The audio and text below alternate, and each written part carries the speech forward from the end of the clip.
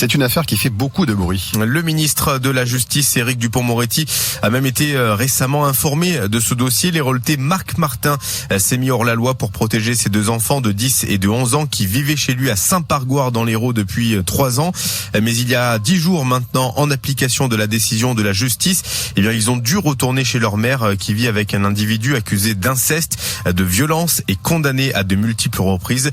Depuis la médiatisation de cette affaire, Marc Martin a reçu de nombreux témoignages qui vont dans son sens et il en attend beaucoup d'autres pour que les choses changent en matière de protection de l'enfance.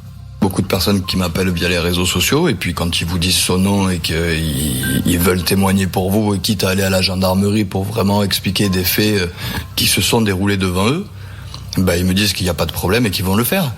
Je demande à tous les papas, les mamans, les autres, que si jamais vous reconnaissez le monsieur dans cette histoire et qu'il s'est éventuellement passé des violences devant vous ou des choses comme ça, est-ce que ce serait possible de me contacter via les réseaux sociaux? J'essaye de faire changer les choses aussi pour les autres enfants. Donc j'ai monté une pétition qui est sur les réseaux sociaux où je dis que quand une instruction est ouverte pour le viol aggravé, il faut absolument changer de résidence des enfants. Le chef de l'État tiendra un discours à 10h30. Le combat d'un père pour son fils et sa fille. L'héroltais Marc Martin a résisté à la justice pendant 3 ans, mais il y a 10 jours, il a été contraint de rendre ses 2 enfants de 10 et 11 ans à leur mère, alors que celle-ci vit avec un individu condamné à plusieurs reprises et accusé de violence et surtout d'inceste sur sa propre fille. Une affaire par ailleurs toujours pas jugée, 5 ans après le signalement. Depuis quelques semaines, le dossier a été médiatisé. Il est même remonté jusqu'au ministre de la Justice, Éric Dupond-Moretti, lors de sa visite à Montpellier lundi dernier. Marc Martin dénonce une série de dysfonctionnements alors même que la protection de l'enfance est censée être une priorité dans notre société. Ce que je remets en question, c'est le point de vue juridique, alors que j'apporte des choses, accusation d'inceste, frapper des femmes, frapper des enfants, tout ça c'est écrit noir sur blanc de multiples plaintes. Vous êtes capable de traumatiser mes enfants par la force avec les gendarmes et en plus de les mettre en danger chez quelqu'un qui est accusé de tout ça.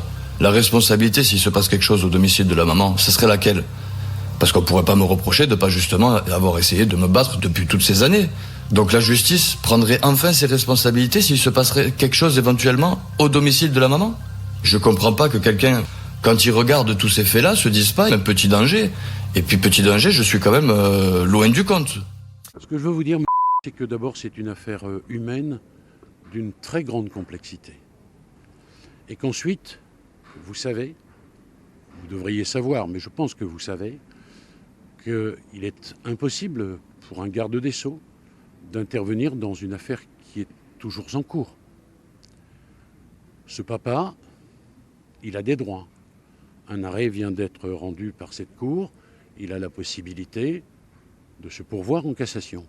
Je n'ai pas d'autres commentaires à faire, mais je voudrais quand même vous dire, vous m'en donnez l'occasion, que nous sortirons, je le crois, d'une forme de désespérance instrumentalisée le jour où les journalistes et les politiques auront une vision de la justice qui n'est pas exclusivement fait diversière.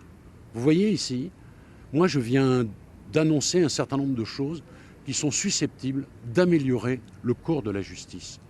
Oui, ça n'est pas fini, c'est une première marche. Mais voyez, c'est ça le travail ministériel, c'est de permettre aux juridictions de mieux fonctionner, aux experts de revenir. Et donc, ça permet de répondre, au final c'est ça qui est intéressant, à l'attente des justiciables. Voilà ce que je veux vous dire. Ces histoires, bien sûr, elles sont dramatiques, elles sont tragiques. Mais ça n'autorise pas forcément que l'on regarde la justice exclusivement sous cet angle fait diversier. Je pense que c'est une des grandes dérives de notre époque. Je vous dis très aimablement ce que j'ai sur le cœur. Et je me permets, puisque vous m'en donnez l'occasion, de vous le dire.